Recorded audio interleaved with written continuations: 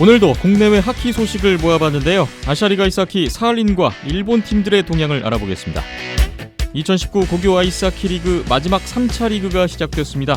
개막전부터 놀라운 결과가 연출됐던 3차 리그를 중간 점검해봅니다. 국내 최초 국내 유일의 아이스하키 팟캐스트 비하인드넷 207회 시작합니다.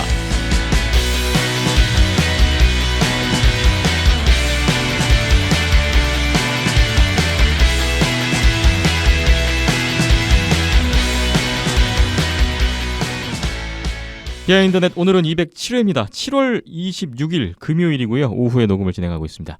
안녕하세요. 김태범입니다. 박김찬 PD, 이현섭 기자 나오셨습니다. 어서 오십시오. 네, 안녕하세요. 안녕하세요. 중부지방에 비가 대차게 내리고 있는 금요일 오후인데요. 오시는 길 괜찮으셨습니까? 예, 다행히 올 때는 비가 좀 약해져서. 네. 호우 경보래요. 네, 장마철이네요. 비 피해가 없어야 될 텐데요. 남부지방은 비가 안 오는 것 같더라고요. 날이 덥다는 소식을 제가 들었는데 모쪼록 장마라고는 하는데 별로 장마 기분은 안 났던 최근이었는데 모처럼 좀 연일 비가 내릴 것 같습니다. 비 피해 없으셨으면 좋겠고요. 오늘도 하키 이야기 모아봤습니다. 여러분이 주신 댓글 먼저 보겠습니다. 페이스북에 남은킴님 7월 20일 토요일 댓글입니다. 제가 몇 년 전 방송 처음 듣던 시절 우리 선수 중에 해외 교포나 심지어 귀화 선수 모두 포함해서 NHL이나 KHL에서 비벼보기라도 할 만한 선수가 있냐는 질문을 했던 기억이 납니다. 저는 그렇게 문을 두드리고 있다는 것만으로도 두 선수 응원합니다. 꼭 잘 되었으면 합니다. 라는 댓글입니다. 김기성, 김상욱 선수 해외 진출 타진하고 있다는 소식에 대한 반응이신 것 같아요. 네, 예전에 질문 저도 기억이 나네요. 두 선수 저희도 함께 응원하고 있습니다. 좋은 소식 기다려보겠습니다. 댓글 감사합니다. 유튜브 댓글 NWKIM 남은킴님인가요 이것도? 그런 것 같죠? 그런 것 같죠 왠지? 네. 역시 7월 20일 유튜브 댓글인데요. 두 분도 얼굴 나오게 해주세요. 크 하셨습니다. 유튜브에는 영상이 같이 올라가기 시작했어요. 그런데 반응 나오네요. 제가 댓글 달아달라고 했더니 두 분도 얼굴 나오게 해달라고. 우선 오늘 이현숙 기자님은 입고 오셨어요. 이거 그렇습니다. 누구 유니폼인가요? 예, 떠나간 주장의 유니폼을 입고 왔습니다. 떠나간 주장. 에리크 카를손 선수. 개인적으로 되게 좋아하는 선수죠. 예, 뭐 사실 좋아할 수밖에 없는 선수였죠. 뭐 네. 지금 활약도 그렇고 전에 팀에서의 기여도 같은 걸 생각을 해본다면은 지금 오타와 팬들도 다 보통 이제 트레이드 요청하고 넘어갈 때는 참 이제 안 좋은 말로는 깽판을 치고 넘어가는 선수들도 가끔 있어요. 네. 근데 그런 케이스도 아니고 오히려 뭐 오타와 팬들이 잘 떠났다 이러면서 예 뭐랄까 더 축하해주는 이런 느낌이었어요. 심지어 네. 탈출 성공 뭐 이런 그렇죠. 느낌이죠. 예, 그런 느낌이었어요. 분위기 좋게 떠났네요. 그렇습니다. 그래도 좋게 떠났습니다. 혹시 다른 팀 유니폼으로 카를손 선수 유니폼을 살 의향은 없으신지요? 예, 근데 저는 주로 러시아 선수들 유니폼을 많이 사기 때문에 네. 뭐랄까 몇 명 없습니다. 지금 러시아인이 아닌 유니폼. 근데 그 중에 카를손 선수가 한 명이. 그렇군요. 박윤정 PD님도 얼굴 좀 나오게 해주세요. 돌아서서 인사 한번 예, 해주시죠. 뭐 이런 반응도 있었고요. 네. 예, 또 다른 분들 반응은 잘했다. 장난이죠. 잘했다. 이게 낫다. 예, 네. 그렇게 또 반응들을 해주셔가지고 계속 또 댓글이 올라올 것 같습니다. 네. 네. 등만 보이는 박김찬 PD님 얼굴 보여주세요. 라는 댓글 기다려보고요. 댓글 잘 봤습니다. 양효성님 역시 20일 토요일 댓글인데요. 저는 아이스하키를 잘 모르지만 장작을 쌓아가며 거리감을 줄여나가는 사람들이 늘어나고 그 장작이 더 많이 쌓일 수 있도록 빙상장도 곳곳에 늘어나기를 기원합니다. 애정과 진심이 묻어나는 사연 덕분에 기분 좋게 잠들 수 있을 것 같아요. 화이팅! 하셨습니다. 문백님 사연을 지난주에 소개해드렸는데 거기에 대해서 기분 좋게 잠들 수 있을 것 같다고 화이팅 하셨네요. 많은 분들의 좀 가슴을 두드렸었으면 좋겠는데 어떻게들 들으셨는지 모르겠습니다. 양효성님 댓글 감사합니다. 팟빵 댓글입니다. 7월 21일 일요일 댓글 바디책님 오셨습니다. 대박! 경기고를 2대1로 경성고가 이겼어요. 응원석 부모님들 펄쩍 뛰고 난리 나셨음. 오광식 코치님 축하드려요. 첫 승 이후에 뭔가 승리의 기운이 경성고로 오는 걸까요? 왕중왕전 기대해봐도 되겠죠? 직관사진을 첨부해 주셨습니다. 고교 아이스하키 리그 3차 리그 개막전에서 경성고가 경기고를 이기는 놀라운 결과가 나왔죠. 잠시 후에 자세히 풀어주시겠지만 현장 분위기가 좀 엄청 났나 봐요. 어땠습니까? 예, 뭐 이 경기뿐만 아니라 예, 전체적으로 좀 3차 리그쯤 되면은 이제 어느 정도 1, 2, 3학년 선수들 모두 다 기량들이 올라오는 시기라다 보니까 재밌는 경기들이 많이 나왔고 네. 예. 항상 현장 분위기는 학부모님들의 열광적인 응원 때문에 뜨겁습니다. 네. 경성고의 행보 어떻게 될지. 보성고를 이겨야 되는데 다른 팀보다 일단 보성고를 이겨야 되는데 보성뿐만 아니죠. 뭐. 제일 중요한 보성고전 승리가 필요한 경성고입니다. 광주광전 진출을 위해서는요. 파디책님 기분 좋으셨을 것 같습니다. 댓글 감사하고요. 문백님이 댓글을 또 하나 주셨네요. 25일 목요일입니다. 부족한 글이지만 읽어보셨고 생각도 해보셨다니 감사합니다. 사실 방송에서 처음부터 끝까지 다 읽으실 줄은 점점점. 우연히 스위스 리그 사진을 보다 보니 같은 팀인데 불꽃이 그려진 헬멧과 불꽃이 그려진 저지를 입은 선수들이 있더라고요. 살짝 찾아보니 프로파이넌스 탑스코어러라고 해서 정규 시즌에 팀별로 포인트를 가장 많이 올린 선수들이 상을 받은 뒤 프롭 때 저런 변형된 옷을 입고 그 선수가 프롭 기간 중 올린 포인트에 대해 200 스위스 프랑씩 적립되고 스위스 유소년층을 위해 쓰인다고 하는 것 같았어요. 맞는지는 모르겠지만 하셨네요. 뭔가 꽤 재미있는 요소라고 생각했습니다. 상대적으로 역사가 짧은 포뮬러 2가 팬 부스트라는 제도를 도입해서 인기 있는 5명의 드라이버에게는 5초간 더 높은 출력이 제공되는 등 여러 새로운 재미 요소를 주고 있다 하더라고요. 아시아리그나 국내 하키리그도 너무 기형적이지 않은 선에서 실현 가능한 방식의 재미 요소를 첨가해보는 것은 어떨까 한번 떠올려만 봤습니다. 라는 댓글입니다. 사진을 또 첨부해 주셨군요. 그 특별한 유니폼을 입은 선수 스위스 리그 사진입니다. 뭔가 게임적인 요소인데요. 포뮬러 2가 5초간 더 높은 출력을 제공한다. 이거 재밌네요. 근데 이제 저는 여기서 이제 체크했던 내용들은 네. 단순히 뭐 이 선수가 잘해서 뭐 이 선수가 뭐 기록이 좋으니까 해서 그 어드밴테이지가 주어지는 게 아니라 인기가 많아서 그러니까 팬의 지지가 있어서 예. 그리고 포인트를 많이 쌓으면은 그게 다시 팬들에게 아니면 유소년층에게 돌아가는 뭔가 좀 팬들과 커뮤니케이션이 되고 소통이 되는 이벤트들이잖아요. 예. 이런 아이디어들 뭐 비단 뭐 가깝게는 우리나라에도 K리그 같은 거 보면 최근에 굉장히 그런 이벤트나 이슈들이 많아서 아이디어들이 좀 무궁무진한데 네. 아시아리그에서도 하고 있죠. 안양알라가 골 한 골당 뭐 적립해서 기부하고 그런 행사를 하고 대명도 있잖아요. 했고요. 네. 근데 뭐 약간 그거는 늘상 해오던 오래된 아이디어잖아요. 그래서 좀 새로운 뭔가 신박하고 이게 뭐야? 문백님께서 말씀 주셨던 선을 넘을 듯 안 넘을 듯 딱 그 정도. 그 정도 아이디어들이 있으면은 공유가 되면 좋을 것 같습니다. 연수 기자님 해외 리그, 해외 경기 보시면서 뭐 이와 비슷한 사례가 있을까요? 뭐 다른 리그에도 이제 최다 득점자에게 금색 헬멧을 씌우는 리그도 있습니다. 네. 또 있는 것 같아요. 그리고 NL이 그 부분은 좀 자세히 설명을 드리면 그 포인트마다 이제 일정 금액이 적립이 되는 게 맞고요. 내셔널리그 A, 내셔널리그 B 같이 뽑습니다. 그래서 A는 이제 200 프랑이고 B는 100입니다.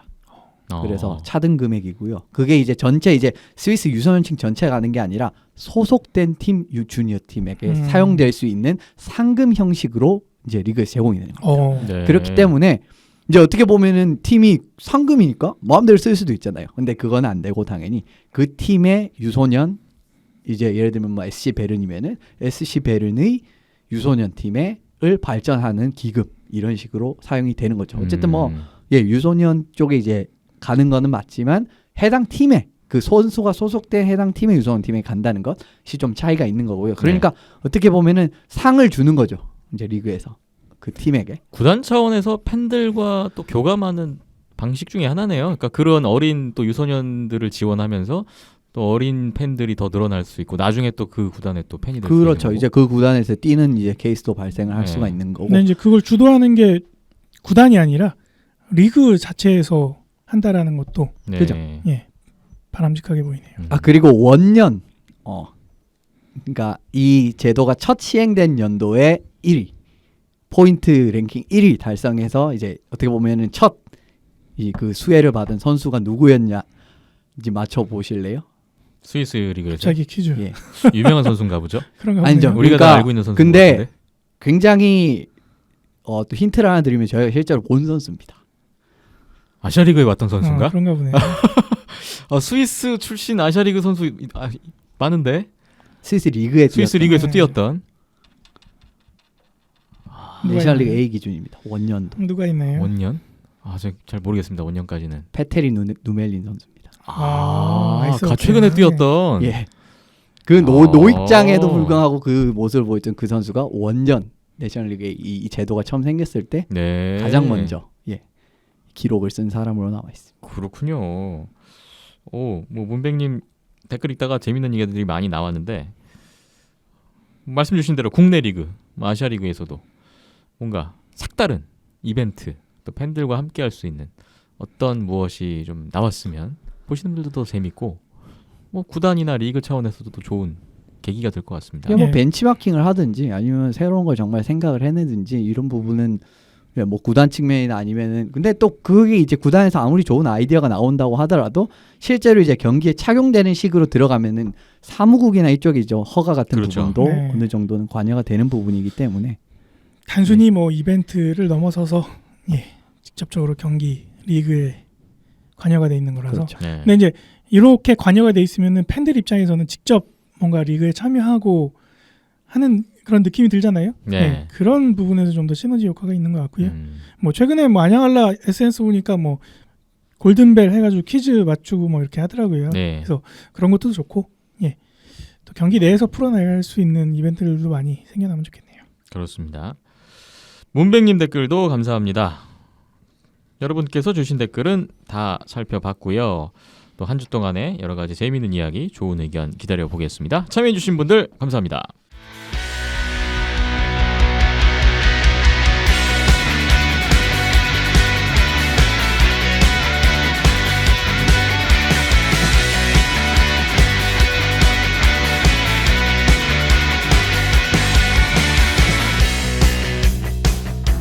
비하인드넷 207회 국내외 하키 소식을 모아봤는데 먼저 국외 소식 출발해 보겠습니다. 아시아리그 아이스하키 관련 내용인데요. 지난 시즌 플레이오프 우승팀이죠. 사할린의 동향이 들어왔네요. 어떤 내용인가요? 뭐 사할린이 최근에 이제 또 여러 가지 기사 같은 부분에서 나오는 게 최근에 동향 부분을 조금 살펴볼 수 있어서 이게 좀 준비를 해봤습니다. 네, 지난번에 한번 팀 로스터가 어느 정도 구축이 되어가고 있는 모습을 봤었는데 예. 그 뒤에 업데이트된 내용이 있나요? 뭐 얼마 전에 이야기인데 이제 사할린 팀 오너 알렉세이 안 씨가 인터뷰를 사할린 구단과 이제 진행을 했어요. 네. 근데 사할린이 이제 최근에는 통합이 됐기 때문에 사할린 연고지를 가진 이제 팀들이 축구 그리고 배구 뭐 이런 부분이 다 통합이 됐기 때문에 여러 가지 질문이 나오는데 그 중에 아이스하키 질문도 있었습니다. 그래서 이제 질문의 내용은 현재 팀 로스터 구성이 어떻게 되냐라는 질문이었는데 네. 그 부분은 현재 지금 계약은 60% 정도 완료가 됐고 지금 러시아의 이제 모스크바 쪽에 캠프를 떠난 상황입니다. 네. 이제 프리시즌 캠프라고 생각하시면 되고요. 거기서 이제 나머지 40%를 이제 감독 코치가 상의를 해서 최종적으로 결정할 예정이다라고 이제 이야기가 나왔습니다. 40%면 앞으로 계약할 선수들이 상당히 많은데요. 그렇죠. 사실 지금 15명이 계약이 됐다고 지난번에 전해드렸기 때문에 뭐 총 로스터를 생각을 해보시면 뭐 한 거의 한 60% 수준이라고 이제 계산하실 수 있을 것 같고요. 한 예. 10명 가까이 더 뽑겠네요. 네, 네. 계약이 되겠네요. 10명 한 뭐 12명 뭐 그 네. 정도까지도 될 수가 있고 아직 이제 많은 선수가 또 추가가 될 수 있다는 것은 확정적입니다. 네. 팀 선수 구성이 그렇게 되어가고 있고 또 다른 소식이 있네요. 지금 링크가 보수 공사 중이라고 합니다. 홈링크요. 천정 부분이 지금 많이 문제가 있어서 보수 공사를 진행 중이라고 하고요. 그 결과 사할린의 홈 경기는 11월 중으로 11월이요? 예정이 돼 있습니다. 리그가 9월 초 개막인데 홈 개막전을 11월에 한다고요? 어허. 그러니까 아주 원정을 그냥 첫 2달을 거의 반은 원정 수준인 원정으로 거죠. 야. 시작하고 나머지 또 반은 디펜딩 홈에서 하겠네요. 챔피언인데 이거 네. 홈 개막전이 이렇게 늘어져서야 이것도 문제라면 문제인데. 정규리그 우승팀하고 플레이오프 우승팀이 둘 다 홍부장 때문에 그렇네요. 딜레이가 많네요. 11월은 좀 많이 늦는데. 근데 리그 사무국 입장에서 생각을 해보면은 네. 이 두 팀이 지금 이런 식으로 일정의 차질이 이제 오는 한 팀 정도면 또 어떻게 보면 또 조율이 가능할 수도 있는데 야, 두 팀이나 지금 그것도 세 팀밖에 없는 비일본 팀 그렇죠. 중에 두 팀. 예, 그 두 팀이 참 오랫동안 홈 경기를 못 한다라는 부분은 어떻게 보면 사무국 입장에서 좀 머리가 아플 수도 있을 것 같다라는 생각이 들긴 됩니다. 네. 그렇군요. 그리고 미하일 클림 축구 선수 지난번에 member에 없었잖아요. 예. 근데 내용이 들어왔네요. 예, 지금 현재 KHL 아드미랄 블라디보스토크 팀의 트라이아웃 계약으로 8월 중까지 계약이 잡혀있다고 합니다. 그러니까 되면은 계속 남는 거고 예. 안 되면 이제 다시 팀을 나오게 되는 거죠. 그러니까 이제 지금 KHL도 캠프가 다 시작을 했기 때문에 지금 웬만하면 다 일정을 들어갔고 어제 같은 경우에는 이제 25일 목요일 같은 경우에는 아무르와 실제로 이제 아드미랄이 첫 프리시즌 경기를 가지기도 했었습니다. 네. 제가 알기로는 이게 첫 KHL 팀들 간의 이제 프리시즌 경기였을 거예요. 그런데 어쨌든 클림 축구 선수는 지금 아드미랄에 어쨌든 소속이 되어 있는 거고요. 8월 중순까지는요. 그런데 이제 KHL 진입이 실패를 할 경우에는 지금 알렉세이 안 씨가 굉장히 데려오고 싶다라는 이야기 이제 이런 뉘앙스의 답변을 한 바가 있습니다. 최근 2년간 클림 축구 선수의 존재감은 사할린에서 뭐 빼놓을 수가 없으니까. 그렇죠. 사할린 입장에서는 원하긴 할 텐데 클림 축구 선수는 또 KHL 진출 의지가 그렇죠. 있겠죠. 본인은 사실은 더 좋은 팀 그리고 네. 더 좋은 리그에서 뛰고 싶은 게 사실 선수라면 당연한 거니까요. 그런데 근데 이게 또 제 생각에는 클림 축구 선수 좀 진출이 시사하는 바가 뭐냐면은 클림 축구 선수가 최근 2년간 사할린에서 모습을 보면은 좀 언더사이즈인데 스코어러 모습이거든요. 그런데 네. 사실 아시아리그엔 좀 이런 유형의 타입의 선수들이 많습니다. 그런데 클림 축구 선수가 어느 정도로 이제 뚫어낸다면 혹시나 그러면 또 이제 뭐 어떻게 보면은 아시아리그의 좀 특급 선수들은 KHL의 뭐 극동지방 팀들이나 이런 데 노크해 볼 수 있는 상황이 마련될 수도 있는 거고요. 그렇지 않다면은 또 높은 벽을 뭐 한 번 더 절감하는 이런 상황이 나오게 될 것 같네요. 네. 미하일 클림 축구 선수 KHL 아드미랄 블라디보스토크와의 그 트라이아웃 계약 어떤 결말을 맞게 될지 또 소식을 기다려 보겠습니다. 사할린이 프리시즌 경기를 치르고 있다고요? 지금 이제 모스크바에서 캠프를 치르는 일정 중에 프리시즌 경기 2경기를 지금 치른 상태입니다. 네. 그런데 결과가 생각보다 괜찮아요. VHL 디나모 트베리라는 팀이 있는데 이 팀이 디나모 모스크바 팀의 이제 어떻게 보면은 VHL 이제 협약을 맺고 있는 팀이에요. 네. 그런데 5대3으로 졌습니다. 사실상 한 골차 승부로 그러니까 점수 양상을 보면은 주고받고 하는 양상이 나왔기 때문에 경기 흐름세 자체가 그렇게 많이 차이가 나지 않았다라고 이제 요약을 드릴 수가 있거든요. 예. 그리고 또 어제 벨라루스 리그에 소속이 돼 있고 내년에 이제 올 시즌 챔피언스 하키에 나가는 네만 그로드노라는 팀이 있습니다. 근데 이 팀과도 4대3으로 이제 거의 뭐 또 비슷한 접전을 또 이루어냈기 때문에 지금 벌써 지금 사할린이 지금 클림축크랑 뭐 이런 선수가 없는데도 60%밖에 불구하고 구성이 안 됐는데도 불구하고 그렇죠. 근데 이 정도 일부 선수는 보여주고 지금 있군요. 어쨌든 캠프에는 합류를 해 있습니다. 네. 그런데 어쨌든 풀 전력이 아님에도 불구하고 지금 VHL 팀이나 챔피언스 하키 리그에 나간 팀을 상대로도 좀 좋은 모습을 보이는 부분은 올 시즌 사할린도 만만치 않을 것이다라는 네. 부분을 좀 보실 수 있을 것 같네요. 사할린은 늘 아시아리그에서는 우승 후보로 거론되는 팀이니까 다음 시즌도 기대가 되네요. 사할린 소식을 살펴봤고 이번에는 일본 팀들 소식이 들어와 있습니다. 어떤 내용인가요? 요코하마 그리츠라는 팀에 대한 정보가 조금은 이제 정보가 아니라 최근 뉴스가 좀 나왔는데요. 지금 아시아리그 일본 팀들이 굉장히 이제 프리시즌 일정을 많이 발표하고 있습니다. 그러니까 시즌 직전에 이런 경기를 합니다라는 거를 이제 발표를 하는데 요코하마 그리츠 팀이 사실 올 시즌에 아시아리그에 진입을 하려고 했었던 팀이에요. 그런데 이제 마지막에 불발이 됐는데 이 팀이 현재 아시아리그에 참가 중인 팀이죠. 니코 아이스박스와 연습 경기를 치른다고 하네요. 네. 8월 11일 이제 15시 45분에 시작이 되고요. 도쿄의 다이도 드림코 아이스 아레나 그러니까 히가시오시미 링크에서 진행이 될 예정이기 때문에 어떻게 보면은 그리츠가 사실 지금 뭐 그렇게 좋은 선수가 있지는 않아요. 그런데 그래도 뭐 아시아리그에 노크할 생각이 있는 팀이 진짜 아시아리그 팀을 상대로 지금 니코 아이스박스 같은 경우에는 전 선수가 다 합류를 한 상황이기 때문에 네. 이런 부분을 한번 테스트를 할 수 있는 결과이지 않을까 싶습니다. 일본 팀들의 연습 경기 상대, 프리시즌 경기 상대로 이제 요코하마 그리츠가 또 등장하고 있다는 걸 볼 수가 있습니다. 다른 팀 또 볼까요? 예, 이제 홋카이도에서도 당연히 이제 프리시즌이 진행이 되는데 지난주에 말씀드렸던 이제 8월 15일, 16일 진행되는 이제 프리시즌 이외에도 8월 23일, 24일에는 대회 형식의 그러니까 홋카이도 이제 쪽 대회 형식으로 양일간 경기가 펼쳐진다는 내용이에요. 네. 8월 23일 18시 30분 이 두 경기는 쿠시로에서 펼쳐질 예정입니다. 크레인즈 이글스 그리고 8월 24일에 15시에 크레인즈와 오지.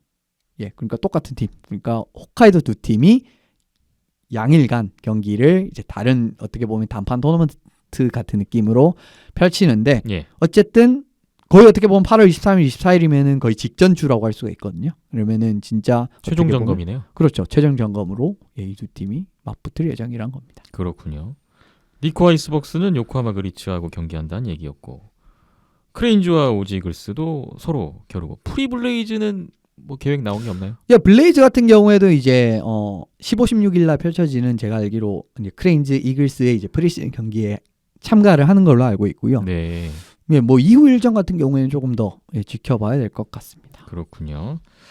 아시아리그 아이스하키 국내 팀들을 제외한 다른 팀들 어떻게 현재 시즌 준비를 하고 있는지 살펴봤습니다. 다음으로 NHL로 넘어가 보겠습니다. 지난 한 주 동안에도 몇몇 선수의 계약 소식이 들려왔는데 어떤 내용인가요? 예, 뭐 사실 요즘에는 좀 가십거리 뉴스 정도밖에 없어서 뭐 그렇게 막 계약으로 일단 좀 말씀을 드리는데 예.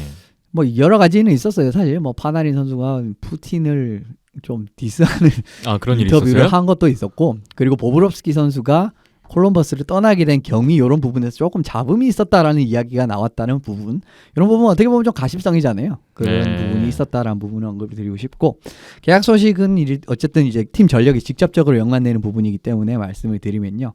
JT 컴퍼 선수가 콜로라도 에벌렌치와 4년 1,400만 달러 그러니까 연간 350만 달러의 계약을 맺었는데 예. 컴퍼 선수가 어떻게 보면 올해 좀 중요할 수 있습니다. 지금 커프 선수도 이적을 한 상황이고 새롭게 들어오는 선수들이 정말 뭐 콜로라도 지금 사실 돈스코이 선수라든지 브라콥스키 선수가 잘할 거예요. 그래도 아직 새로운 팀에서 진짜 어떻게 할지 알 수가 없잖아요. 그러니까 좀 실패할 가능성도 어느 정도 있다라고 봤을 때 컴퍼 선수는 그래도 오랫동안 팀에서 뛰었다라고 할 수 있거든요. 그리고 컴퍼 선수는 공수 양면에서 어느 정도 기여가 되는 선수이기 때문에 올 시즌 콜로라도의 어떻게 보면은 커프 선수도 떠났고 이런 부분에서 좀 빈자리를 메워줄 어떻게 보면 이 라인에서의 좀 핵심적인 역할을 해야 되는 선수이기 때문에 컴퍼 선수의 역할도 중요하고 그런 중요한 역할을 맡길 선수다라고 이제 콜로라도가 판단을 했기 때문에 예. 4년 계약을 안겨줬다고 말씀을 드릴 수 있을 것 같습니다. 콜로라도 JT 컴퍼 선수와의 계약 소식이었고요.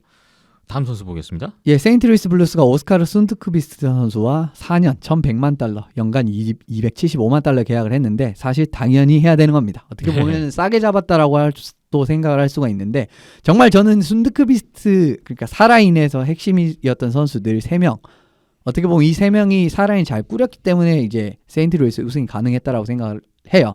그런데 이제 순드크비스트 선수 같은 경우에는 굉장히 부상도 많았고 그리고 작년까지만 해도 연봉이 70만 달러였습니다. 거의 70만 달러 선이었어요. 근데 이번에 굉장히 큰 폭으로 상승을 했죠. 근데 4배 뛰었네요. 그렇죠. 가치가 있는 선수고요. 특히 수비적인 부분에서 많이 이제 짐을 덜어질 수 있는 선수이기 때문에 뭐 세인트루이스 입장에서도 좀 기쁜 마음으로 계약을 할 수 있지 않았나 싶습니다. 이현숙 기자님이 계속 세인트루이스 우승 뭐 많은 선수들이 기여했지만 특히 4라인에 대해서는 강조를 많이 해주셨는데 그렇죠. 저는 뭐 그냥 처음부터 쭉 그리고 네. 비닝턴 그 다음에 4라인. 4라인 요 두 개는 정말 처음부터 쭉 강조를 했었습니다. 네. 이번 순피스크 선수의 계약을 보니까 뭐 구단에서도 그 가치를 좀 인정해 준 것 같아요. 그렇죠. 사실 근데 이 느낌이네요. 정도면은 캡에도 그렇게 부담이 없기 때문에 세인트루이스 입장에서도 이득입니다. 다음 시즌 4라인 또 지켜보겠습니다. 또 다른 선수 계약 소식이 있습니다. 내슈빌 프레데터스 지금 이게 참 항상 내슈빌 프레데터스는 발음이 어려워요. 그래서 콜턴 시즌스 선수와 7년 2천만 달러, 연간 285만 달러. 이거 좀 규모가 크군요. 이게 참 재미있는 계약이에요. 그러니까 내슈빌이 지금 보시면은 이 선수가 유틸리티 자원을 굉장히 유용하게 쓸 수 있는 선수거든요. 2라인 센터부터 4라인 센터까지 다 볼 수 있고 윙도 무조건 볼 수 있는 선수고 활동량이 굉장히 뛰어난 선수이기 때문에 정말 유틸리티, 가용적인 측면에서 굉장히 유용한 선수입니다. 예. 그런데 진짜 7년 2천만 달러의 계약을 이런 선수한테 줬다는 거는 진짜 파격적인 계약이라고 할 수가 있어요. 근데 캡 입장에서는 전혀 부담이 안 되거든요. 285만 달러 정도면. 연평균 285만 달러면 아까 순투피스크 선수 수준이에요. 그렇죠. 근데 뭐 계약 거의 한 2배 정도 예. 길어진 거라고 생각을 할 수가 있는데 어떻게 보면 시즌스 선수의 이제 경기를 풀어 나가는 부분이 한 7년 정도는 별 문제가 없을 것이다라고 이제 구단에서도 판결이 된 거고요. 그리고 폴리 단장이 이런 느낌의 계약을 참 가끔씩 합니다. 그러니까 정말 최근에도 대표적인 케이스라고 하면은 칼레 에른크로크 선수, 지금 이제 내슈빌에도 포함이 되어 있는 선수인데 이 선수도 굉장히 6년 연간 200만 달러 이런 식으로 1200만 달러 계약을 했거든요. 예. 굉장히 유사한 느낌의 계약을 했어요. 그러니까 내슈빌은 이런 유틸리티, 다용으로 이제 다방면으로 활용할 수 있는 선수에게 이 정도 수준의 계약을 제시를 하는 팀이다라는 부분을 또 직접적으로 알 수가 있는 대목이지 않나 싶습니다. 예. 5년 이상의 장기 계약이지만 전체적인 금액으로 봤을 때는 뭐 크게 부담은 없는 그렇죠. 그런 형태군요. 예, 그리고 전에도 이제 예전에 결승전 진출했을 때 조앤슨 선수가 부상을 당한 적이 있습니다. 근데 네. 이 선수가 조앤슨 선수 부상을 생각보다 매운 또 이제 이런 전력도 있기 때문에 이 선수가 또 스코어링 라인에서도 어떻게 보면 뛰라고 하면 뛸 수는 있는 선수예요. 이제 그런데 다른 부분에서 어쨌든 활용 여지가 굉장히 큰 선수들. 에른 크로크 선수도 굉장히 똑같은 타입의 선수입니다. 네. 활용 여지가 큰 선수이기 때문에 오랫동안 잡고 우리 팀의 선수를 데리고 있자라는 부분을 볼 수 있는 계약이지 않나 싶습니다. 이런 선수는 뭐 팀의 활용도가 높기 그렇죠. 때문에 굉장히 잘 쓸 수가 있을 것 같아요. 콜턴 시즌스 선수 내슈빌과의 계약 소식이었습니다. 마지막 한 선수만 더 보겠습니다. 예, 사실 또 하나가 지금 급하게 생각이 나서 또 하나 더 추가가 될 텐데 네. 어쨌든 보원 바이런 선수는 굉장히 간단하게 넘어가겠습니다. 엔트리 레벨 계약을 맺었다는 거고요. 3년 계약이 되고 바이런 선수는 이제 콜로라도가 전체 4순위에 유명한 선수죠. 예. 근데 이 선수와 드디어 엔트리 레벨 계약을 맺었고요. 근데 바이런 선수까지는 뭐 누구나 이 선수는 당연히 예상했던 그렇죠. 예. 예상 수준이라고 할 수가 있을 것 같습니다. 요 트레이드가 이제 두 건이 있는데 하나만 이제 말씀을 드리자면은 토론토가 데이비드 클락슨 선수와 이제 2020년 4라운드 지명권을 베거스 골든 나이츠에 이제랑 트레이드를 했습니다. 근데 이제 예. 게러스 파크 백업 이제 골리랑 트레이드를 했는데 클락슨 선수는 예전에 이게 토론토에서 7년 계약을 맺었던 어떻게 보면 악성 계약을 처분당했던 선수였어요. 클락슨 선수가. 그런데 지금 클락슨 선수가 부상으로 인해서 최근 수 시즌간을 뛰지를 못하고 있는 상황이었습니다. 그래서 장기 부상자 명단에 항상 이제 들어갈 거고 올해도 아마 토론토의 장기 부상자 명단에 들어갈 겁니다. 예. 그런데 NHL에서 장기 부상자 명단에 들어가면은 그냥 쉽게 설명하면은 캡이 빠진다라고 생각하시면 됩니다. 근데 실제로 개념은 빠지는 게 아니라 그 공간이 더해지는 건데 어쨌든 결과적으로는 캡이 빠지는 느낌으로 되기 때문에 지금 그런데 토론토에는 클락슨 그리고 네이선 호턴이라고 예전에 또 이 선수도 참 잘하던 선수였지만 부상으로 장기 부상자 명단에 오랫동안 들어간 선수가 있거든요. 예. 근데 요 두 선수의 금액을 합치면 거의 한 1,000만 달러 수준입니다. 그러면 이제 마너 선수의 계약 공간을 확보를 할 수가 있게 됐어요. 그래서 아무래도 매슈스 선수랑 거의 유사한 수준의 계약을 제시를 하지 않을까 이런 지금 전망이 나오고 있습니다.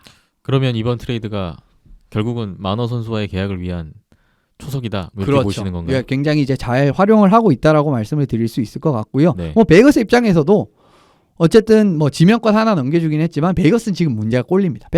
플레리 선수에 너무 부담이 많이 걸리는 건데 어쨌든 스파크스 선수가 들어오면은 뭐 수벤 선수랑 어느 정도 백업 경쟁도 될 거고 양분 체제도 갈 수도 있기 때문에 제가 생각했을 때는 베이거스 그렇게 뭐 주기만 하는 것은 아니다라고 해석을 할 수가 있을 것 같네요. 그렇군요. 트레이드를 그냥 트레이드 자체만으로 생각해서는 안 될 것 같습니다. 그렇습니다. 그 내면에 있는 깊은 속뜻을 또 헤아리는 것도 필요할 것 같네요. 오늘 이현숙 기자와 함께 국외 하키 소식 먼저 살펴봤고요. 잠시 후에는 국내 소식 알아보겠습니다.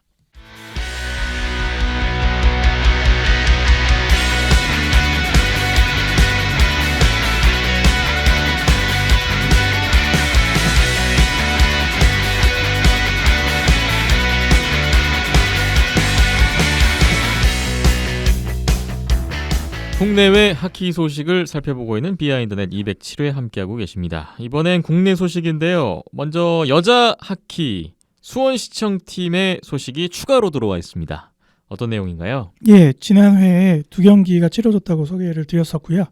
나머지 이제 4게임이 치러졌는데, 네, 하나씩 결과를 살펴보면은 광운중학교에게는 0대1 셧아웃을 당했고요. 경희중학교에는 2대6, 금명중학교에는 2대3, 분당중학교에는 1대2. 다 패했네요. 네, 전패로 마무리가 됐습니다. 그러면 남자 중학교 팀들과의 총 6번의 경기에서 전패. 네. 이렇게 됐군요. 이 정도의 수준으로 지금 시작하고 있구나라고 보시면 될 것 같고요. 네. 아직 수원시청 팀이 풀라인을 갖춘 것도 아니고요. 이제 두 라인 겨우 갖춘 상태니까요. 예, 그리고 손발 맞추는 것도 그렇고, 여러 가지 상황에서 적응해 나가고 있는 단계다 보니까 일단은 이렇게 중학교 팀들에게는 전패로 시작이 되는 모습입니다. 네. 수원시청 여자팀 다음 경기 소식을 기다려 보겠고요. 다음으로 오늘 이게 가장 메인이 또 될 것 같은데 2019 고교 아이스하키 리그 3차 리그 소식입니다. 6개 팀이 또 이번에도 참가를 했고요. 3차 리그까지의 결과를 바탕으로 왕중왕전에 진출할 상위 4개 팀이 결정됩니다. 그만큼 1, 2차 리그 때보다는 좀 더 승부욕이 선수들에게 있어서는 좀 발휘가 되지 않을까 그런 예상을 해보는데 실제로 그렇습니까? 예, 그런 부분들도 있고, 네. 매년 반복해서 그래왔지만 3차 리그쯤 되면은 이제 어느 정도 1, 2학년들 포함해서 1, 2, 3학년 모두 선수들이 이제 좀 어느 정도 기량들이 올라오는, 폼들이 올라오는 시기거든요. 네. 예. 물론 이제 다 폼이 올라왔는데 대회가 없어. 끝나. 한두 개밖에 없고 이런 상황이긴 한데, 네. 그래서 좀 볼만한 게임들이 많아지는 게 이제 3차 리그의 특징이라고 할 수 있는데, 예, 이번 3차 리그 아직 팀당 2경기씩밖에 안 치렀지만 재밌는 게임도 많이 나오고 의외의 게임도 나오고, 예, 좀 흥미로운 대회가 이번에도 되고 있는 것 같습니다. 네, 3차 리그 장소는 고려대학교 아이스링크고요. 7월 21일 일요일에 시작해서 오는 8월 4일 일요일까지 일정을 소화하는 3차 리그입니다. 오늘 중간 점검이 될 텐데 박힘찬 PD와 함께 간단하게 살펴보겠습니다. 3차 리그 전체적인 느낌부터 한번 들어보겠습니다. 예, 말씀드린 것처럼 이제야 좀 더 고교 대회 다워졌다 라고 고교 대회 한마디로 나와줬다. 말씀드릴 수 있을 것 같고요. 네. 예, 조금 이제 볼만해졌다. 아, 경기력이 많이 올라왔나 보죠. 예, 많이 조금. 예, 조금. 조금. 네, 조금. 네. 근데 이제 1, 2차나 춘계대 때처럼 이렇게 막 와르르 무너지거나 아니면은 경기가 안 풀린다고 이게 경기가 그냥 접혀지거나 이러지 않고 어느 정도 뭔가 빈틈이 생기거나 흐름이 깨지거나 이런 부분이 있으면은 피리어드 사이사이 때마다 그걸 복구하고 극복해내는 능력들이 하나둘씩 쌓여가고 있다. 네. 예. 그런 모습들이 좀 더 끝까지 승부를 알 수 없게 만들고 추격하고 또 때로는 뒤집어지고 그런 재밌는 게임들이 나오고 있는 것 같습니다. 네. 아까 말씀 주신 대로 선수들의 어떤 경기 감각도 살아나면서 그것이 경기력으로 올라오고 있는 것 같군요. 예, 보면서 느꼈던 거는 이게 어느 정도 고교 레벨의 능력치가 100이라고 본다면은 그 100을 뛰어넘는 팀은 아직 안 나오는 것 같아요. 근데 이제 상위권 팀들, 우승권 경쟁에 있는 팀들이 한 90에서 100 근처에 있다라고 하면은 중하위권 팀들이 1, 2차 때 보면은 20에서 30 정도의 수준이었다라고 하면은 3차 리그에 와서는 그래도 그게 한 7, 80, 8, 90대까지 올라와서 어느 정도 이제 그 상위권 말씀은 좀 팀들과도- 평준화가 됐다는 예. 느낌이네요. 그런 느낌으로 2경기씩 봤었거든요. 그래서 네. 더 발전하면 좋겠지만 또 이 어린 선수들이 짧은 기간에 그만큼 또 끌어올라오고 그 고교 레벨의 그 평준화가 이루어진다라는 게 또 경기에서도 재밌게 나오고 있다 보니까 예, 그렇게 또 감상을 한번 말씀드립니다. 그렇군요. 네. 오늘도 한 팀씩 간단한 코멘트를 들어보겠습니다. 경복고등학교 2차 리그까지 전체 1위를 달리고 있는 팀인데 이번 대회에도 2경기 치러서 모두 승리를 거뒀습니다. 예, 승리를 거뒀지만 뭔가 좀 깨름칙한 깔끔하지 불안한가요? 네. 그런 좀 승부였고요. 뭐 공격 득점 장면이나 이런 모습들을 보면은 그래도 경북과 막강하구나라는 모습은 볼 수 있는데 경기 흐름이나 내용들을 살펴보면은 뭐 2차 리그 때도 비슷한 장면들이 많이 나왔었지만 뭐 1차 리그나 충계대회 때처럼 그런 막강한 모습까지는 아닌. 근데 이게 경복고의 폼이 떨어졌다기보다 네. 예 상대했던 팀들이 많이 올라왔어요. 저는 그냥 잠깐 생각해봤던 거는 경복고나 뭐 광성고도 마찬가지인데 이미 왕중왕전 진출이 일찌감치 되어 있는 팀들은 3차 리그에서 조금 더 다른 거를 좀 해보거나 뭐 이런 게 이루어지면서 조금 상대적으로 성적이 안 나올 수도 있지 않은가. 근데 그런 생각도 들었는데. 그렇게 하기에는 조금 나쁘게 말하면 좀 느슨하게 하는 거 아닌가. 그렇게 네. 할 수가 없는 게 일단 이 친구들의 가장 큰 목적은 왕중왕전보다 대학 입시고요. 네. 그리고 이제 협회 공지에도 올라왔지만 U18 대표팀 운영 사업 운영 계획안이 올라왔거든요. 네. 예. 근데 거기에서 이제 공지가 됐던 거는 3차 리그와 추계 대회, 동계체전, 왕중왕전 이 대회들을 통해서 옥석을 가려내겠다. 이렇게 공지가 떴기 때문에 그럼 한 골이라도 일단 더 넣고 아, 보여줘야 최선을 다해야죠. 네. 예. 모든 선수들이 최선을 다해야 예, 눈에 띌 수 있는 시스템이 갖춰져 있다 보니까 예, 뭐 왕중왕전 올라갔다고 느슨하게 하고 뭔가 실험적인 거를 하고 예, 이럴 여유는 없을 것 같습니다. 그렇군요. 네. 그럼에도 불구하고 경복이 근데 불안불안하게 이기고 있다는 말씀이시네요. 네, 그게 뭐 근데 경복이 못해서라기보다 예, 상대했던 중동고나 보성고가 굉장히 많이 올라왔다 폼들이 그렇게 말씀을 드릴 수 있습니다. 네. 네. 중동고에게 역전승을 거뒀고 보성고에게 4대3 한 골차. 예, 그 전까지는 흐름을 내주고 주도권을 내주는 장면들을 그렇게 많이 볼 수가 없었는데 네. 예, 이번 대회 2차 리그 때도 뭐 종종 나왔지만 이번 대회 특히 앞선 두 게임에서는 그런 모습들이 자주 노출이 됐네요. 경복 대 보성의 경기가 그렇게 재밌었다면서요? 아, 이거는 뭐 경복이 잘해서 이기기도 했지만 네. 그 보성의 그 엄청난 공격력과 그 추격전이 굉장히 볼만했고요. 예. 이거는 보성고 얘기할 때 말씀을 드려야 될 것 같습니다. 알겠습니다. 다음 광성고입니다. 광성고도 역시 2경기 치러서 2승입니다. 보성고와 경성고에게 승리를 거뒀네요. 고르게 뭐 항상 그 팀워크 원팀 이 컨셉을 가지고 고르게 기량들이 발전하고 있고 특히 이제 1, 2학년 선수들의 기량 발전이 눈에 띄는 그런 모습들도 이번 대회에서는 좀 볼 수 있었고요. 예. 뭐 비단 광성고뿐만 아니라 다른 팀 1, 2학년 선수들도 예, 폼들이 많이 올라온 모습들이 볼 수 있는데 이게 이제 팀 플레이에 녹아드는 게 광성고에서는 좀 더 두드러지게 나타나는 것 같아요. 그래서 여전히 예, 잘하고 있고 득점포도 골고루게 터지고 있고 근데 이제 한 가지 아쉬운 거는 순간순간 이제 흐름이나 주도권을 내주는 상황들이 있는데 거기서 약간 이제 정신 못 차리면 연속 실점을 한다거나 아니면은 뭐 좀 빌미를 제공한다거나 이게 상대가 잘해서 하는 것도 있지만 스스로가 좀 실책으로 만들어 내어지는 경우들이 있거든요. 예. 그래서 그런 부분들 디테일한 부분들이 좀 더 갖춰지면은 이번에 경복이나 경기를 상대로 충분히 일을 낼 수 있지 않을까. 예, 대권에 다시 도전할 수 있지 않을까. 예. 예, 그렇게 예상이 되는 앞선 두 게임이었습니다. 3차 리그에서도 경복, 광성이 2경기 모두 챙기면서 일단 앞으로 나가고 있습니다. 다음 경성고입니다. 경성고가 개막전에서 경기고를 잡는 결과를 연출했고 광성고에게는 패하면서 현재 1승 1패입니다.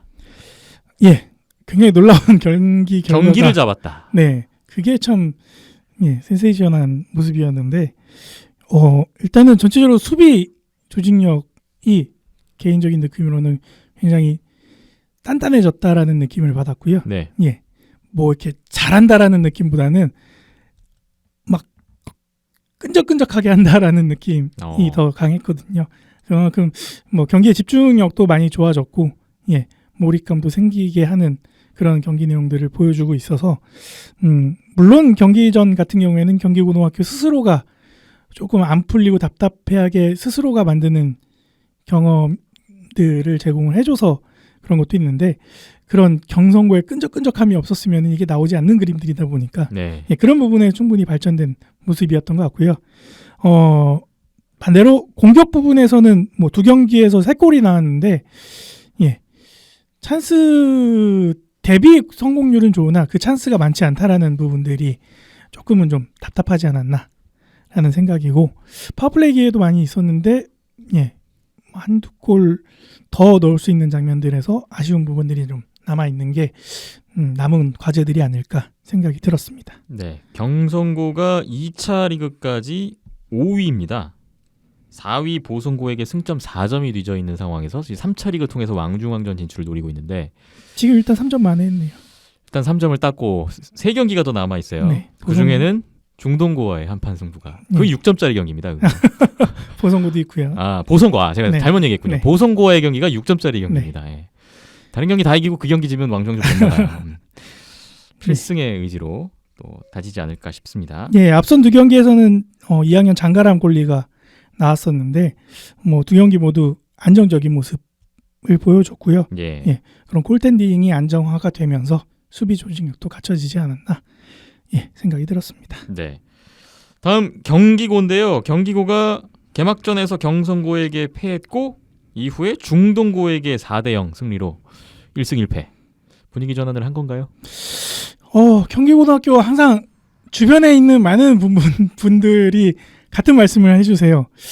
잘하는데 왜 경기 결과가 이렇지라는 말씀들을 항상 매 대회 때마다 말씀하시더라고요. 네. 예. 그리고 이제 경기고 학부모님들 중에서 또 몇 분 아는 분들도 계셔서 말씀 들어보면은 또 대학 팀들과 연습 게임 하면은 또 되게 잘한대요.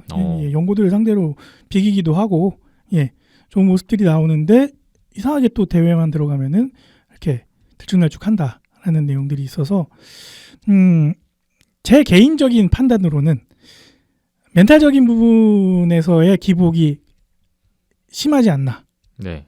생각이고요. 그게 이제 경성고와의 개막전에서 나타났었고 거기서 한번 대여서 멘탈이 어느 정도 추스려지면서 중동과의 경기에서는 또 달라진 모습을 보여주기도 하고요. 그랬습니다. 뭐 굉장히 공격 지역 진입이나 뭐 지역 진입하고 나서나 그다음에 또 수비할 때나 나무랄 데가 없거든요. 잘하거든요. 네. 문제는 공격 골이 안 터지는데 디테일한 부분을 디테일한 게 떨어진 것도 아닌데 결론 제가 내리는 결론은 멘탈이 크다 이거는 그런 생각이 들었습니다. 2차에서 경복을 잡고도 또 결국 우승을 못하고 그 앞에 뭐 광성고와의 경기에서 또 안 좋은 모습들이 나오기도 했었고요. 그래서 좀 그런 기복 강팀에게 강하고 약팀에게 약한 이런 모습 나오면 안 되거든요. 우승팀을 자격을 갖추려면은. 그래서 그런 경기 집중력, 몰입도 그런 기복, 경기 내에서의 기복만 해결이 되면은 경기고도 마찬가지로 광성고, 경복고를 상대하면서 대권에 도전할 수 있지 않을까 생각이 들었습니다. 네, 경기고의 다음 경기가 광성고전, 경기고전, 보성고전까지 이어질 텐데 결과가 주목됩니다. 다음 보성고 보겠습니다. 보성고는 현재 2패입니다. 광성고에게 3대7로 졌고 경북고에게 3대4로 졌습니다. 진 게임 중에 가장 재밌는 게임 중을 꼽으라면은 보성고 게임이 가장 재밌었고요. 네. 그리고 뭐 이기고 진 걸 떠나서 굉장히 고등학교답다, 고교 게임답다라는 모습을 보여준 팀이 저는 보성고, 경북고 이렇게 꼽을 것 같아요. 그만큼 스피드 있고 또 막 그런 경기에 몰입되다 보면은 나도 모르게 흥분해서 그 고저차가 있잖아요. 네. 그런 롤러코스터 같은 느낌도 느낄 수 있고 그런 게임을 볼 수 있었고요. 광성고전 같은 경우에는 2피리어드에 5실점. 역전패했죠. 특히 1분 사이에 3골을 내주면서 역전을 허용하고 그런 모습들이 좀 많이 아쉬웠고요. 이게 뭐 광성고가 뛰어난 역습 능력과 공격 전개 능력을 보여주면서 또 광성고가 굉장히 또 그런 역습 상황에서는 정확한 모습들을 보여줘서 그 역습 상황들이 다 골로 이어지기도 했는데 그 빌미를 제공한 거는 수비 실책 그리고 공격 지역 진입하고 나서 패스 돌리다가 미스가 나서 당한 것들이 많았거든요. 네. 그래서 그런 집중력이 순간적으로 흐트러졌을 때 와르르 무너지는 그런 장면들이 두 경기에서 노출이 됐었는데 그런 부분들을 제외하고 나서는 공격 부분에서는 정말 막강하구나. 그리고 이 친구들은 정말 앞만 보고 달리는구나. 들소처럼 달리는 선수들을 볼 수 있었고 네. 또 한번 추격의 발동에 걸리면은 리드하는 팀 입장에서는 정말 뒤가 따끔따끔할 정도로 무서운 추격 능력도 보여줬고요.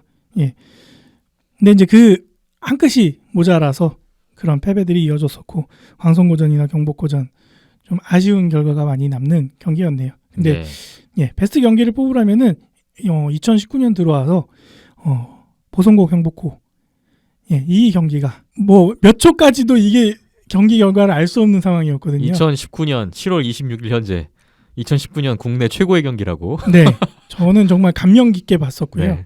네. 많은 분들이 현장에서 또 재밌게 손에 땀을 쥐면서 보셨던 경기였기 때문에 강추드리면서 보성고가 왕중왕전 진출하려면은 그 모자란 한 끗 그것만 보강이 되면은 그리고 이제 스스로의 실책들 그런 것들만 좀 더 줄이면은 충분히 가능성이 있지 않을까 생각이 들었습니다. 보성고가 광성고 경복고 현재 상위 1, 2위 팀 상대로 일단 2패인데 이제 세 경기는 아무래도 조금 부담이 덜한 상대들이니까 얼마나 승점을 챙길 수 있을지 주목이 되네요. 마지막 중동고입니다. 중동고는 경기고 경복고에게 모두 4골차 패배. 현재 2전 2패입니다. 경복고의 경기 1피리어드까지는 딱 좋았습니다. 2대0 리드를 앞서기도 했었고 특히 첫 골인 수스테디드 상황에서 날카로운 역습 이 장점인 모습을 제대로 보여줬었고요. 두 경기 모두 날카로운 역습 한 방을 갖고 있는 팀이다라는 거는 각인시켜줬는데 그 외적인 부분에서 다른 모든 부분에서 좀 아쉬운 부분들이 계속 노출이 됐고요. 그게 좀 많이 아쉽더라고요. 그래서 뭐 그런 집중력, 몰입도, 뭐 수비 조직, 뭐 공격 지역 진입 이런 것들이 안 되는 팀이 아니거든요. 근데 계속 자기들의 실수로 그게 밸런스가 깨지는 모습들이 나오다 보니까 계속 어려운 게임들을 풀어나가는 것 같아요. 그래서 그 부분들이 좀 스스로가 좀 개선이 되면은 중동고는 광성고 플러스 보성고, 광성고의 그런 조직력, 보성고의 날카로운 공격력 그 둘을 합쳐놓은 팀이 충분히 될 수 있다라고 생각이 들거든요. 근데 그거를 스스로 깨우치지 못하고 못 보여주고 있는 것 같아서 좀 많이 아쉬움이 남는 앞선 두 경기였네요. 중동고가 2차 리그 때에도 전패를 했었고 지금 연패가 길어지고 있는데 하루빨리 이 연패를 끊고 좀 마무리를 잘 할 수 있었으면 좋겠네요. 2019 고교 아이스하키 리그 3차 리그 각 팀당 2경기씩 치른 현재까지 중간 점검해 봤고요. 오늘 저희 금요일인데 내일 토요일부터 또 이어집니다. 내일 하루 2경기 예정이 돼 있고 또 며칠 쉽니다. 그리고 목요일에 재개가 되고요. 8월 1일 목요일부터. 네. 그래서 8월 4일 일요일에 마지막 3경기가 잡혀 있군요. 8월 일요일 날도 아침에 하나 있고 저녁에 2개 있더라고요.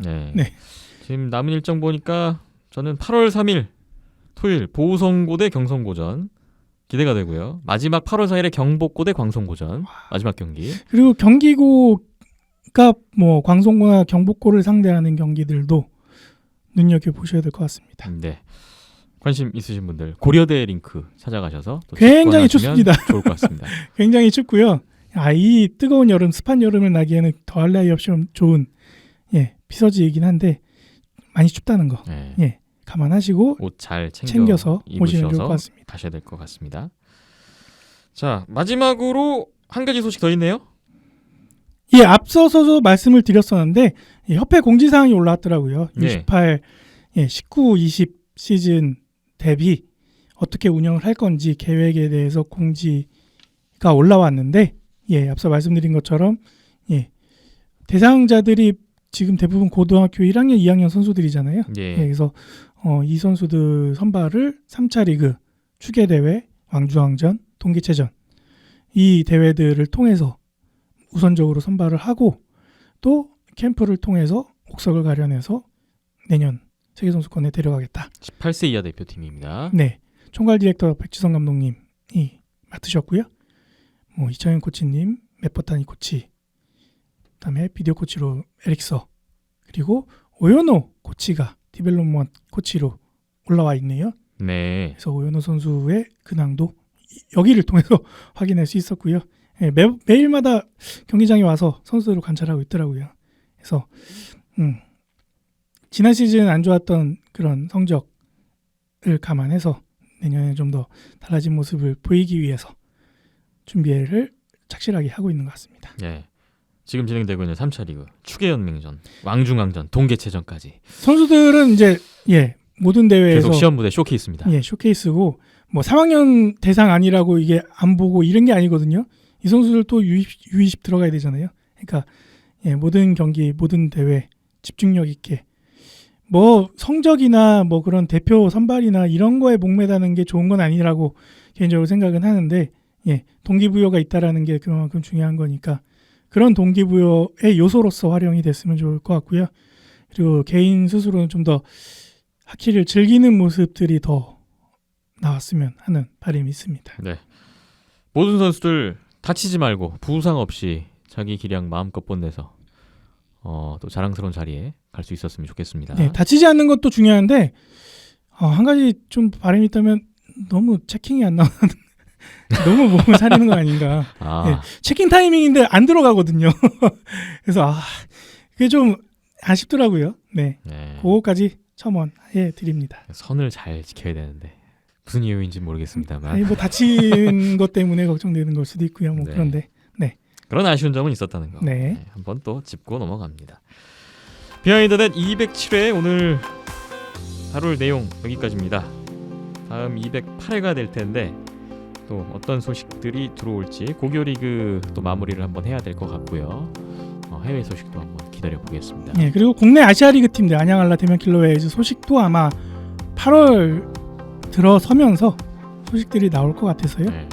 이제 진짜 한 달밖에 안 남았어요. 그러니까요. 아시아리그 개막이. 그래서 내부적으로는 착실히 준비하고 있는 것 같더라고요. 사진들도 올라오고 뭐 진짜 시즌 금방 오네요. KHL 개막 한 달 남았고 그러니까. NHL도 곧 다가오고 여름은 짧군요. 금방 갑니다. 오늘 박임찬 PD, 이현숙 기자 또 고생 많으셨고요. 저는 김태범이었습니다. 끝까지 함께해 주신 여러분 고맙습니다.